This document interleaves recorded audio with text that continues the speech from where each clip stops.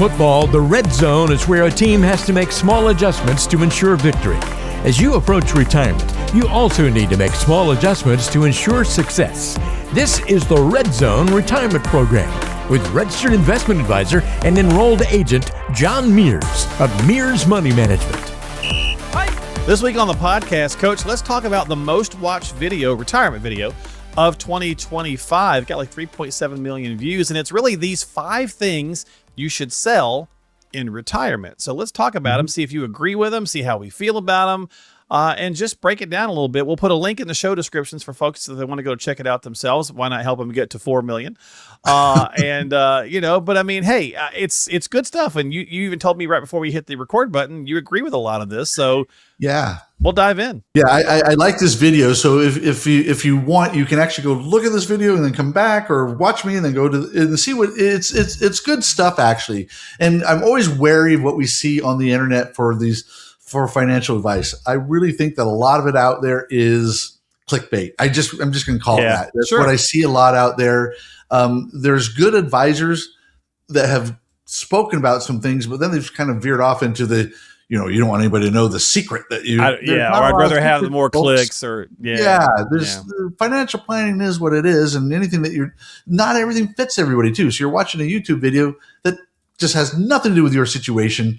Retire at 62, take Social Security. Folks, everybody's different. Yeah. Everybody's different. So this one video actually says a lot of stuff that I talk to my clients about. I even talk to my own wife about. And so these are things that are top of mind and are actually pretty good things. The title of the video is things that you should sell. It's not really that. These are things you should do at the beginning of retirement. And one of the things, Mark, that they start off with is the house is downsizing. Yeah, I mean, sell these. I think it's called sell these 5 things before you retire. And certainly there are several of these you could sell. So we'll break that down in a second. But the oversized house is a huge one for a lot of people, no pun intended. But it's just like, hey, do we want this big, mamma jamma? I'm doing the same thing here, John, with my place. I'm several years away from even really thinking about it, but that's a lot of property to maintain. And it's kind of like, do I want to do that as they get older? That's a big You and I have talked about this, and we're not even married. We're not? Yeah. So, yeah. But yeah, you and I have talked about your property being hard to maintain as you're getting older. And the same thing with us. We have a house where we had all the kids living here, and it's just not... We aren't married yet, are we? This guy's got jokes all day long. Back to the yes. Okay. So, but we had all the kids living here. We have a big house, a nice neighborhood, but it's there's a couple things here. We don't need all this room anymore. Right. And secondly, we have stairs, and sometimes stairs as you get older can be a challenge. So the question is really whether or not you want to maintain that house. There's expenses that go with the house. I have my notes around here someplace, but I don't remember what it was. Oh, here's some notes. So. A couple that had raised 5 kids in a large Illinois home discovered they liked the location, but maybe not the house. So what they did is they had all this equity in the home, and they were able to buy a smaller condo in their current location, but they're also able to buy a smaller place in a warmer weather climate, and they actually became snowbirds and kind of went back and forth, and that fit everything perfect. Again, this isn't necessarily going to be for you, but this is something that can be done. If you have equity, you can downsize. If you downsize, you might be able to pull some equity out and have a little bit more cash to help you in retirement as well. But that's something to consider really as you get in retirement is location, the equity you have in your home without worrying about a HECM, which we have in a completely different episode. And then also being in 2 stories. As we all know, we've all had parents and grandparents that have struggled getting up and down stairs when they get in their 80s and 85, 90 years old. It's more difficult. And it's dangerous. Yeah, it's very dangerous. And it can be dangerous. So there's an opportunity to kind of rethink that. So when you're hitting retirement, that is one of those things that's top of mind. Again, me and Janelle talk about this. Mark, you've talked about that with a property. We've all been through this. That's something. The number one thing you really need to consider. And that's one thing as an advisor I do help people with is kind of go over what are the numbers? I'm still a nerd. I crunch the numbers and kind of look at, okay, what happens if you do this? What if you do that? And we can go through as many scenarios as you want to, Mr. and Mrs. Smith, whatever you want to look at, whether you want to stay in your current state, if you want to move to another state, even if you want to rent, what's the rent going to be like, and how that might work out as well. Well, and you've got to take in the current property values and things going on too. Yeah, we've seen some cooling here recently, John, but unlike that couple you just talked about, it might not be as easy as you think to sell something and get into something else because prices are through the roof. Now, there in California, you might have had something that, 500 grand is when you bought it. And now you can get 1.5 for it. And that might do you just fine to go buy a condo in Florida or something. But again, you got to run the numbers to see. So it's certainly a huge topic point for a lot of retiree couples or pre-retiree couples. But again, you got to run the numbers to find out what makes sense for you on Absolutely. number one. I'm definitely, as I say in all my other podcasts or other episodes, everything we do is deliberate and intentional. We there's a reason behind it. We just don't want to wing it. Yeah, let's move to Tennessee. Okay, great. Yeah. Why? What are the numbers going to be like for that? And so, like you said, the equity may be more here in California than it is for someone that lives in New Mexico. I don't know, but we could check that out. We can also see why. What are the reasons? And again, the video that we're referencing, the guy pointed out that the people liked their area. And they like their friends, and they like their church, and they like they just didn't need the house. So it wasn't the house they were attached to; it was the location that they were attached to. So that's great point. Yeah, great point. All right, number 2 on this list was sell off those financially needy children. So you love your kids; you're not cutting them off per se, but you got to stop supporting the adult children, right? And you look, you cannot finance retirement. Like we've talked about this a million times till we're blue in the face. If you are right at retirement's door, you're not financing that. That's what you saved for. If they need help getting a house, that's what a mortgage is for, right? That's that they're in a different stage of life. Yeah. When you're younger, you have the opportunity to recover from mistakes.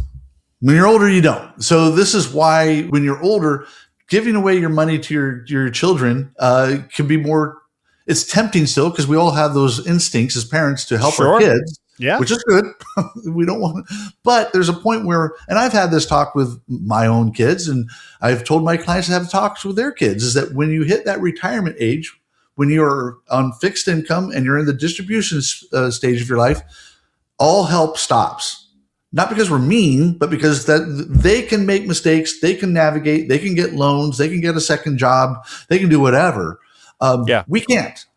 We can't be like, hey, do you want me couch surfing on your couch when you're 45 years old and I'm 78 and I'm laying on your couch in my jammies or my underwear? No, you don't. So stop asking, right? Yes. And again, it's not because we don't want to be empathetic. So you do have a very nice talk with them. And with our own kids, we got 4 kids. They're all very understanding. They're at this point where they don't want money from us anyway. They're very grateful when they do get any help from us. Right. But they don't want it. And that's kind of where that's that ideal situation, because we all want to help. Again, in the video, the guy references a couple that held off retiring for 3 years because they wanted to help their daughter put a down payment on her house. That's very noble. However, that's 3 years they're never going to get back.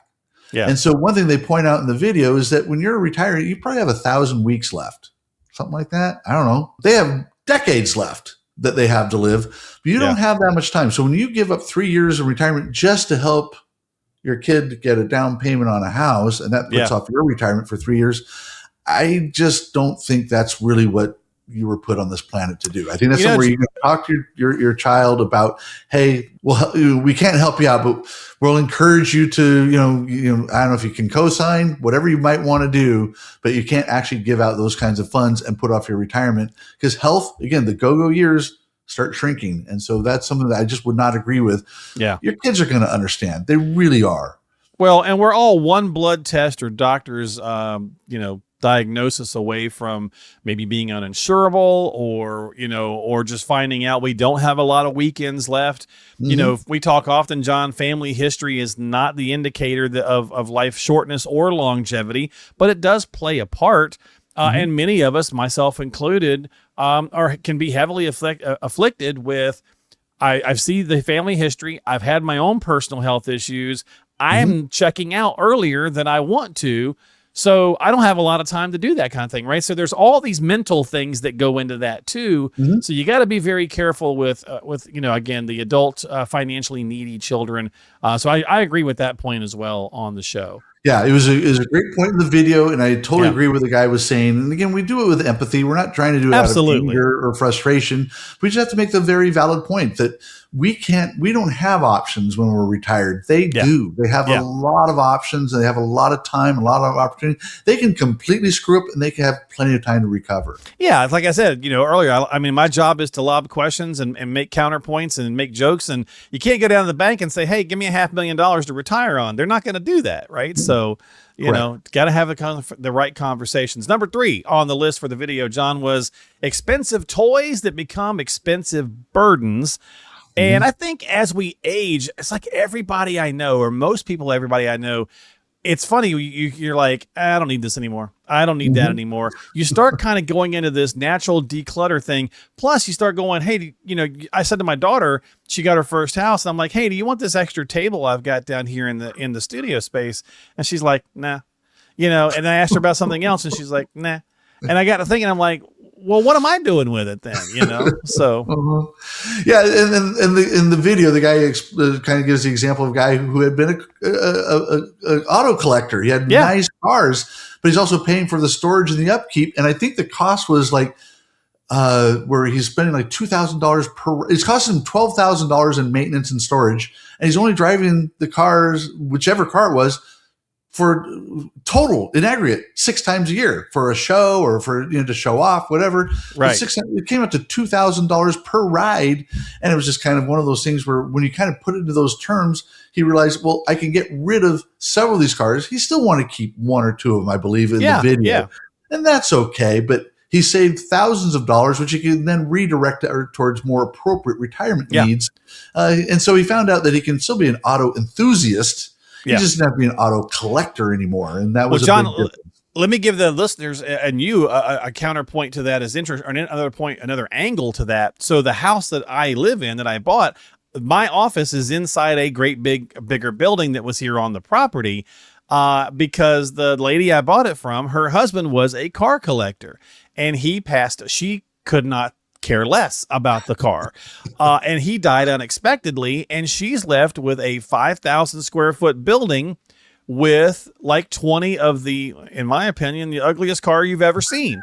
And so it took her 3 years to start offloading these things. So not just you, but the person, the loved one we leave behind also may be in a situation now. So she had to spend, and I've talked about it here on the show before, one of the big regrets she had is that she spent 3 years just getting everything ready to sell this property and never got to mourn her husband, right? That was her words. I didn't get to mourn his loss. I was too busy cleaning up the mess, right?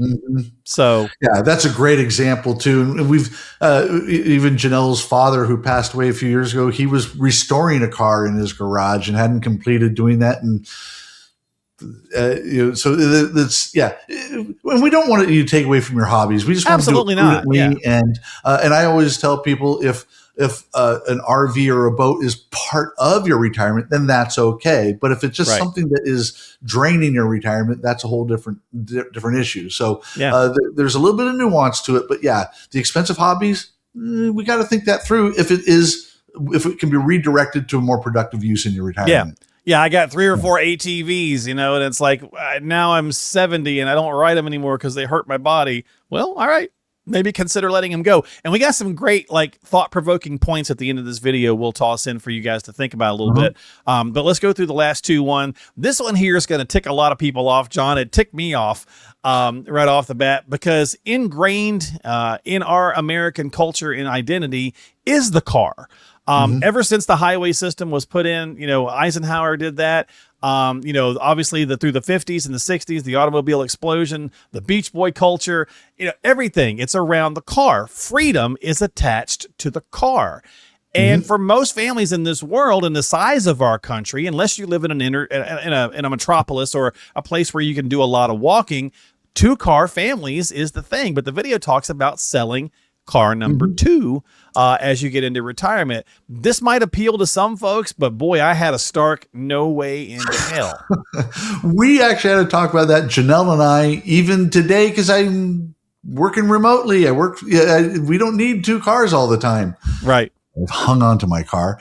But we've talked about this when she retires, if I'm retired, do we need 2 cars? And that's really what the point of this video was. If you're both retired, do you really need 2 cars? Well, one way to find out is just try 1 month or 2 months just using 1 car. Yeah. If you can't handle it, then you need 2 cars. Yeah. But you find out that 1 car just sits in the garage and 1 car is one that's getting used, you probably can. And again, there's no right or wrong answer to this. It's really an experiment that you're going to have to do on your own. Exactly. We live in Southern California, everything's spread out, and people are, like you said, we're kind of tethered to our vehicles. But that is a great question, because you're not only saving the cost of the car, the maintenance, gas, insurance, there's all sorts of things. Again, kind of like the last point, is this going to be redirected? So there's no right or wrong answer to this, but it is a question we have brought up about whether or not we need 2 cars. Well, the best way to find out is test it. Just try it out for a month or 2 or 3, see how it works, and you'll answer your own question. I think how you walk into retirement too with 2 cars could be a difference in this conversation, John. If you're financing 2 expensive cars a year or 2 into retirement, that might be different than 2 cars that are completely paid for. Right. Mm-hmm. It may not be worth it to get rid of that second car because you've already paid it off. The maintenance and the insurance could be nominal enough that that you're on that fence of, no, I like the extra freedom. If she's at a doctor's appointment on this side of town, I want to go over here, then I've got the ability to do so, or whatever. Right. So got to factor that's exactly our situation, because my car does kind of sit in the garage. It's a Tesla. It's an old Tesla, actually. It's 12 years old, but still looks great. And because it has no engine, it's not deteriorating. So, and it's been paid off for ages, so it doesn't cost us anything really to keep it. And so that's exactly the question we kind of gone through. Maybe at some point we will. But we'll see. All right. We don't know. Again, we'll just kind of experiment with it. That's fun stuff, man. It certainly makes for great conversation amongst you and your loved one over dinner or whatever as well. So, all right. Final one, John, you can't sell this one on eBay. You can't put it on Auto Trader or anything like that. It's your work identity. And, we've talked about this at different angles. All advisors have. It's the basic concept of, who am I when I stop working? Because again, Americans, we are, if you know any Europeans, if you know any people from other countries, talk to them. And it's a great perspective on how they view us, not the political stuff, not the whatever, just about working, right? How they work and how they maintain things, vacations and holidays, as they call them, versus how we are and how we've been brought up in this country. We're tied to what we do. A lot of us, like, I don't know who I am anymore when I stop this. Yeah, our identity is our work in many ways, and so that is something that, again, the guy brings up in this video. If you ever choose to watch it, where he talked about a doctor who was retired, but that's how he always thought of himself, as Dr. Jones or whatever. That's just how he thought of himself, and so he actually went through a little bit of an identity crisis. But then he soon found out that, helping people is what he really liked to do. And there's some details in there about where he I talk about this in other videos. Find a new passion, a new hobby. You don't know what it is. Don't worry. Don't stress over this. You'll find it. This doctor found he liked woodworking. So he found out something he liked to do with his hands, something he enjoyed doing, kept him, active all the time. And then he ended up being mentoring other young doctors. That's something he ended up doing, something that he could kind of come and go, do as he pleased, without actually having that grind of being someplace at a certain time. So Coach, I'll use you. Yeah, I'll use you. Coach, you like coaching, right? You coach financially, but you also, you coach a sport, but you still coach. So coaching clearly is a passion. You do it in 2 different arenas. Right. But it's still who you are. So when you get to the point in life where you're no longer doing, the job, so to speak, I see you still doing some form of coaching. Mm-hmm. Yeah, that's probably what we'll end up having. I'm always, I like to work with groups of people, and I like to kind of help them figure out how to get to their end goal. That happens in football. They want to win games. They want to win a championship. And then kind of help them get there. And it requires a little bit of motivation, just like our clients. Sometimes they require a little bit of motivation. Sometimes clients need a little tap in the rear to get things moving in the right direction. Sometimes they need a hug. It's that's what coaching is, trying to help people through situations to achieve their goals. And it is very similar. Yeah. As you probably heard 1,000 times out there, right? Don't retire from something, retire to something. That goes a long way into happiness in those golden years.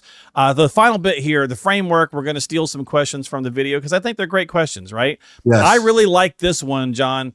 If I let this go, what becomes possible? So even with me having a stark reaction to the getting rid of the second car, like I was like, no way.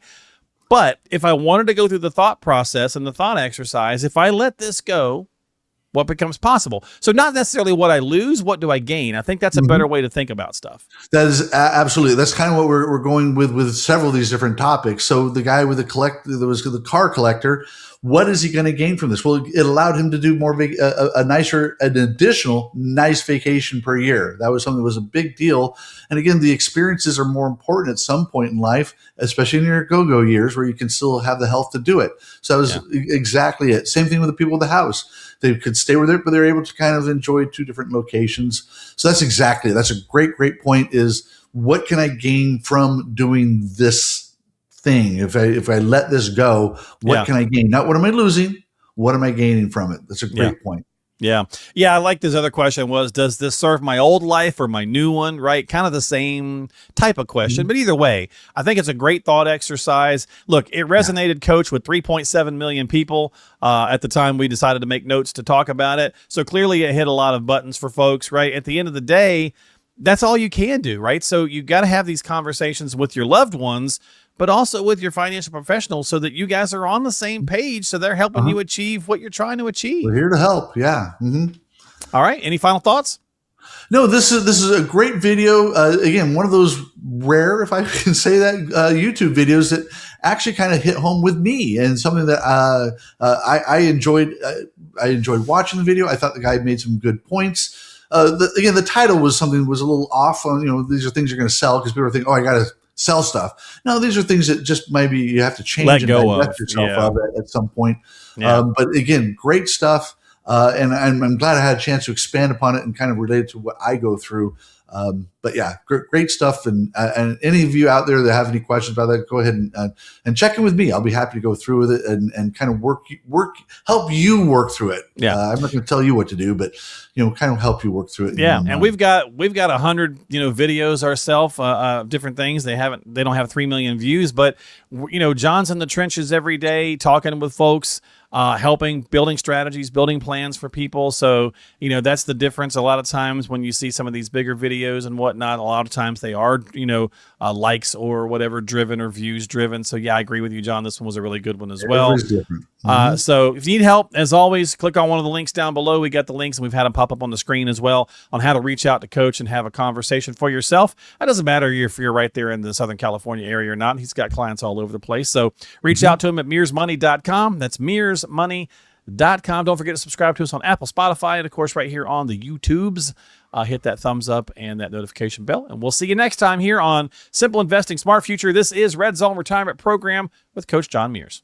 John has a couple of free books, Diffuse and Tax-Free Retirement in California, that reveal exactly how you can experience zero taxes in retirement and overcome the IRS lien on your 401k, IRA, and 403b, which could threaten your future lifestyle. These are complimentary, so all you have to do to pick these up 100% free is just stop by rescuemyretirement.net. That's rescuemyretirement.net. Fill in the basic info and he'll ship those out to you immediately. That's rescuemyretirement.net for a copy of Diffuse and Tax-Free Retirement in California. Advisory services offered through Mears Money Management, Inc., an RIA registered in the states of California and Texas. California Department of Insurance License number 0685203.